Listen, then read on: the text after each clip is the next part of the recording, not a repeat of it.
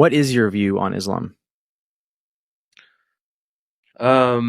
As someone who grew up in a Muslim family, I was conditioned to be a Muslim. Later on, I went to a Sharia school. I studied Islam. I memorized huge portions of the Quran. I read the Quran on a regular basis. I studied classic Arabic to understand the language of the Quran.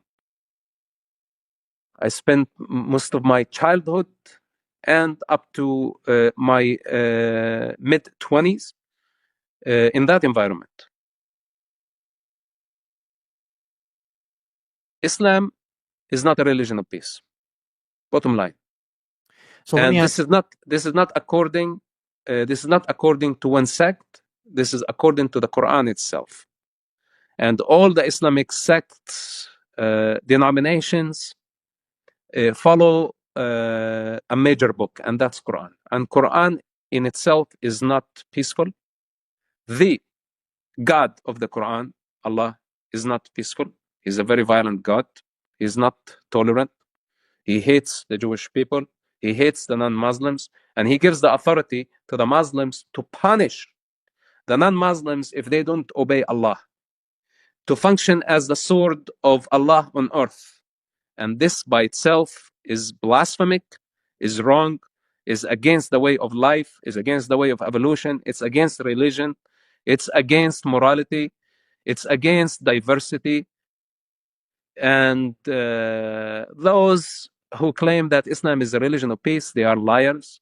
They are all paid actors.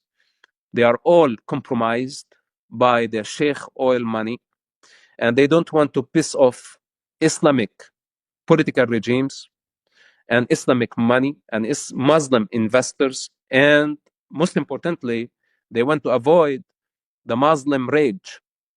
So they just keep dragging humanity into the trap that Islam is a religion of peace, while it's not.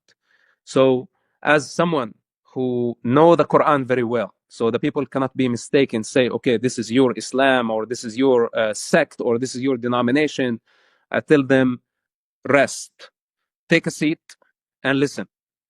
The Quran itself has a problem. Allah himself has a problem. And if we want to deal with Islamic violence, then we need to deal with the root cause of this problem, and it resides in the Quran itself. What about the millions of Muslims across the world who do not engage in jihad and who are peaceful? Then they are not Muslims. Then they're just nominal Muslims. They have been given the identity of a Muslim because they were born in that environment, and they don't have any other identity. They are just weak individuals, and they don't practice Islam. According to Allah, they are going to hell. But for some reason, they just keep clinging and hanging on this identity. Muslims. It's pathetic. It's disgusting. And they don't earn my respect to identify with something they don't understand, or to identify with a Nazi ideology and pretend to be peaceful. So Islam is not ethnicity. It's not even a religion. It's a totalitarian system. And this system does not see anyone outside of it, does not recognize anyone out of it. It's a mental illness, in other words. And the Muslims, whether they know what Islam is or they don't know what Islam is, as long as they identify with this sick ideology, I consider them psychopaths. I consider them sick people, and they must seek help. Yeah, there are you I think you called them nominal Muslims. I mean, you made a term for the millions of Muslims who are peaceful, and I just want to point out, they're not actors, right? Like there are millions of Muslims in this world who are peaceful. You can call them nominal if you want, but I just think it's worth noting, right? Isn't that an important fact? I think. Do you agree? No, I disagree. Oh. I disagree because in Islam, and you know that I rejected Islam totally many years ago.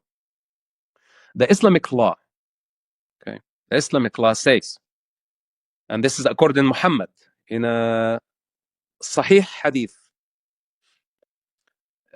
if someone changes his religion, Islam in this case, give him 3 days. If he does not return to Islam, kill him. So this is according to Muhammad now, the founder of Islam, and according to the most trusted Islamic sources. So now there is a death sentence to me against me by this totalitarian system. Now, when someone identify with Islam and come and say I'm a Muslim, now how am I to actually feel about him? If there is a death sentence against me and against, by the way, many ex-Muslims, that we are supposed to be beheaded for just rejecting our belief system and its delusion. Right. So now for you, you can sit, you and the rest of the world, you can sit and reject my concern because you are not in the fire. There is no death penalty hanging over your head. There is no price over your head. You are sitting in comfort. We are fighting for our lives. Me and thousands of those who rejected the Islamic ideology. And there are perpetrators out there who want us dead. Now, when some Mustafa, because he was born that way, come and create a false sense that Islam is a religion of peace, they are already complicit in this crime. They are already taking the side of the enemy. They are already giving cover to those who want to harm me and harm the rest of civilians and the rest of non-Muslims across the world. This is why I stand firmly and say, what makes you a Muslim? Are you a practicing Muslim? Then you are a jihadist. Or at least you justify the jihad. If this is what you do, this means that you are my enemy. It's as simple as that. Now you tell me they are peaceful, not peaceful. How do I know? Look, I know these issues are contentious, and I really hope that none of my questions are coming off silly. You know, when I say, oh, I'm curious, and you're thinking, Jake, like, you're curious. I feel like I don't want my curiosity to come off as childish. I mean, these are serious issues we're talking about. So, so here's my thought. I want to hear what you think about this. So you're talking about Islam, and you know the Quran very well. So I'm not going to dispute that. So I'm Jewish, right? I'm culturally Jewish. I'm not religious, but I consider aspects of my culture. There are elements of Judaism that I appreciate, and culturally I consider myself Jewish, right? And a quick question for you, like, would you agree that Judaism is not a religion of violence? Like, you would say Judaism is a kind religion overall. Would you agree? Look, first of all, I'm not expert on Judaism. But that's number one. Yeah, because here's what I want to say. Just my one thing. So in the Torah, there are certain in the Jewish Bible, there are certain laws that are they're obsolete, they're considered cruel, and they're no longer in practice. Okay, so one such law is stoning for adultery. It's in the Torah that adultery can be punishable by death. It's in the Torah that you can have the death penalty for a blasphemy, and so as a Jew, I stand against all of those things. And the reason I can be Jewish and be against certain rules in the Torah is because I don't consider Judaism to be a literal, like, I don't take the Bible literally. I don't take it literally. And so I discard the elements that I think are unethical.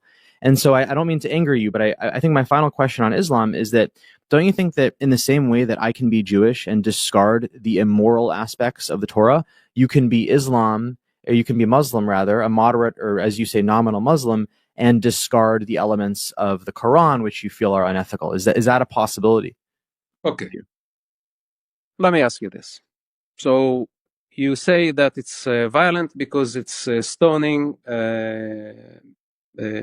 adulterers or those who commit adultery. Does it specify that they are to stone the non-Jewish? I don't know. Also? I don't know. I don't know. Okay. Is it specific that it stones the Muslims? Does it mention the Muslims by name in the Torah? I don't know. Or the Christians? I don't know. I could look it up. Okay. I don't. Well, it doesn't. Yeah. It doesn't, and that's the difference in Islam. Islam points out a Jewish and a Christian population. The Christians and the Jews are mentioned by name in the Quran. And the Muslims are given the authority to function as the sword of Allah. So the violent verses that you say, they're coming from the Stone Age, and Judaism has reformed thousands of years ago. And look at Israel today. It's a secular society, even though there are people who believe in the Stone Age ideologies. The majority of the Jewish people disagree with barbarism and savagery. Now, the Holy Scripture, the Bible,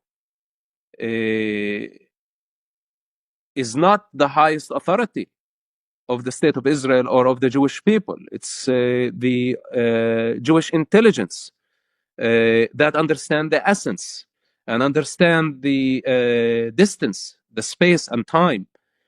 And it's proving that the Jewish people don't practice savagery. Like, bring me one evidence that a Jewish crowd or mob that stoned a woman for committing adultery in public, and that was praised by the Jewish people. It's impossible. You cannot find any evidence of that.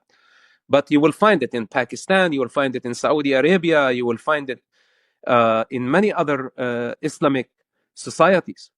Then the Muslims, when you talk about adultery, this is a punishment system that is targeting one society.